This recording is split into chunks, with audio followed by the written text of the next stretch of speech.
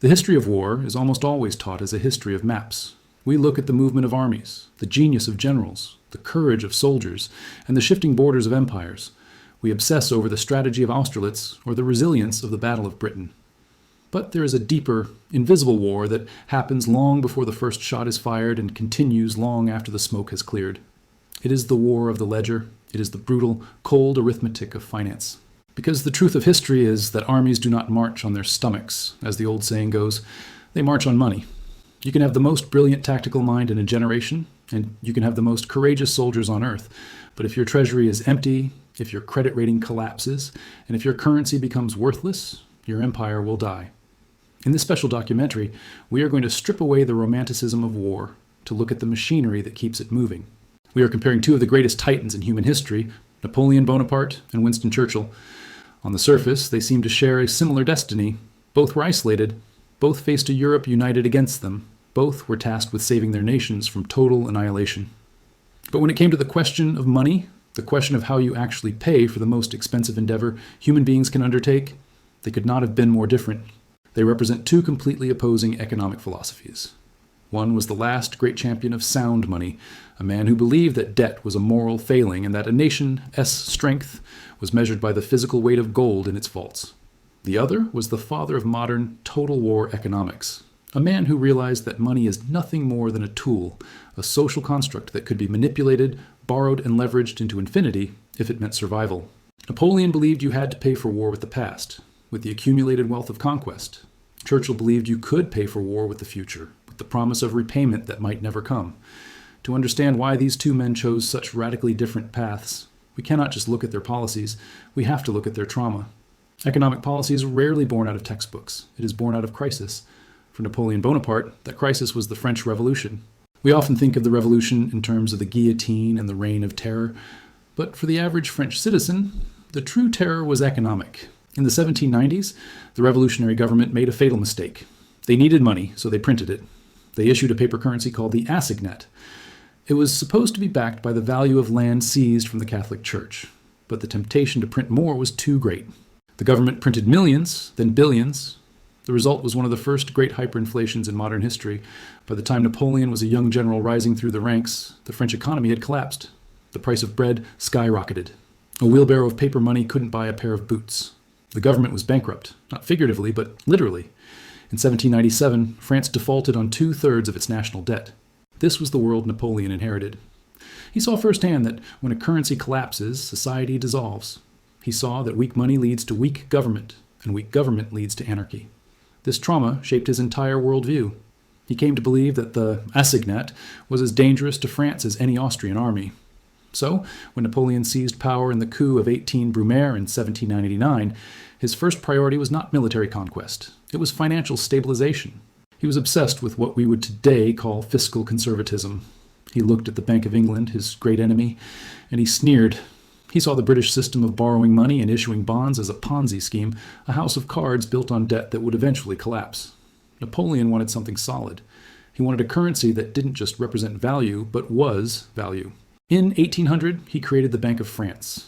But unlike modern central banks, he forbade it from lending money to the government for deficit spending.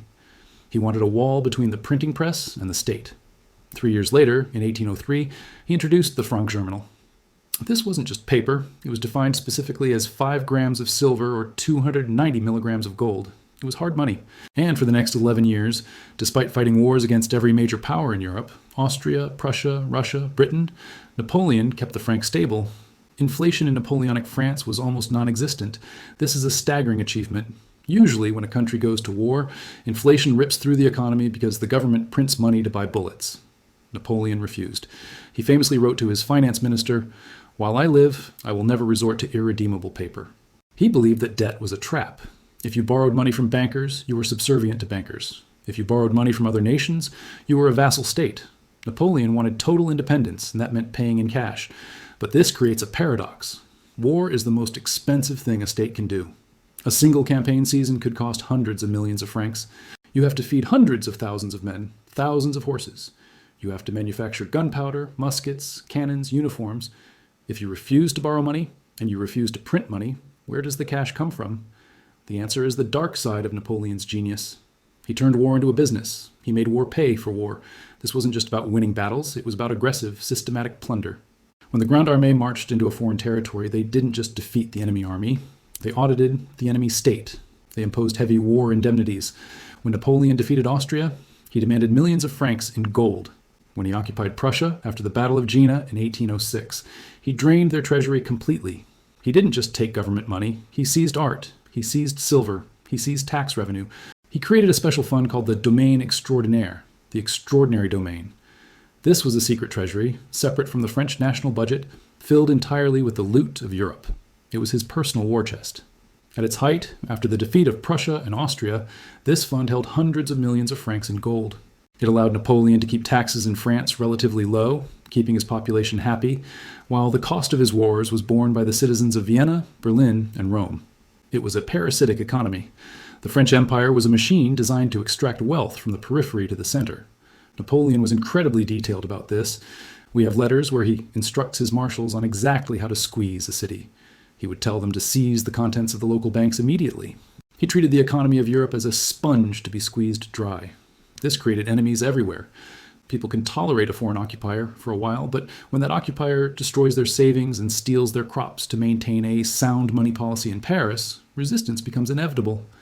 Napoleon's economic rigidity created a pressure cooker of resentment. However, this system had a fatal flaw. It relied on constant victory. It was a shark. It had to keep moving, keep eating, or it would die. As long as Napoleon was winning, the gold flowed into Paris, the franc remained strong, and he didn't need debt. But what happens when the victories stop? What happens when you invade Russia and there's no gold to steal, only burning cities and snow? What happens when the cost of the war exceeds the loot you can carry back? That is when the sound money trap snaps shut. Now let us turn our eyes to the future, to a different century and a different man. 140 years after Napoleon created the Bank of France, Winston Churchill walked into 10 Downing Street as Prime Minister. The date was May 10th, 1940. If Napoleon's nightmare was inflation, Churchill's nightmare was bankruptcy. To understand Churchill's position, we have to look at the state of the British Empire. In 1940, on maps, Britain looked like a titan. It controlled a quarter of the world's land surface. It governed hundreds of millions of people. It controlled the global shipping lanes. But financially, the empire was a hollow shell. Britain was still paying off the massive debts from World War I. During the 1920s and 30s, the British economy had struggled. They had tried, disastrously, to go back to the gold standard, an attempt to return to the stability of the Napoleonic era, but it had caused a depression in British industry. When the Second World War began in 1939, Britain was the financial underdog compared to the industrial might of the United States and the terrifying efficiency of Nazi Germany. But Britain had one advantage. It was the banking capital of the world. It had assets. It had investments in railways in Argentina, factories in America, rubber plantations in Malaya, and gold reserves in the Bank of England. Churchill's philosophy was the polar opposite of Napoleon's. Napoleon saw money as a physical object to be hoarded. Churchill saw money as a strategic resource to be burned. He understood immediately that this war would not be like the wars of the 19th century. This was a war of machines. It was an industrial war. The winner would not be the one with the bravest soldiers, but the one who could manufacture the most airplanes, tanks, and destroyers. And manufacturing costs money. The problem was the United States. In 1940, the U.S. was neutral. President Roosevelt was sympathetic to Britain, but he was bound by the Neutrality Acts. These laws were strict. They said that belligerent nations, nations at war, could buy supplies from America. But they had to pay cash, and they had to carry the goods away on their own ships. This was known as cash and carry. Cash and carry was a disaster for Churchill. It meant Britain couldn't borrow money from American banks. They had to open their wallet and pay dollars for every single airplane engine, every barrel of oil, every sheet of steel. And Britain was bleeding dollars. They were spending millions of dollars a day. By the summer of 1940, as the Luftwaffe was bombing London, and the threat of a German invasion loomed across the Channel, the British Treasury delivered a secret, terrifying report to Churchill. They were running out of money, not in a theoretical sense, but in a literal sense. The dollar gap was widening. Britain had enough gold and dollars left to pay for supplies for maybe a few more months. After that, the supply of steel and oil from America would simply stop. The factories would shut down. The planes would not fly. Britain would be starved into submission, not by U-boats, but by accountants. Napoleon would have looked at this situation and sued for peace. His philosophy dictated that if you cannot pay, you cannot fight. A sound money advocate would say that Britain was insolvent. But Winston Churchill was not a sound money advocate. He was a survivor. Churchill's reaction to the financial crisis was one of the most audacious acts of statesmanship in history. He decided to liquidate the empire. He ordered the British treasury to sell everything that wasn't nailed down.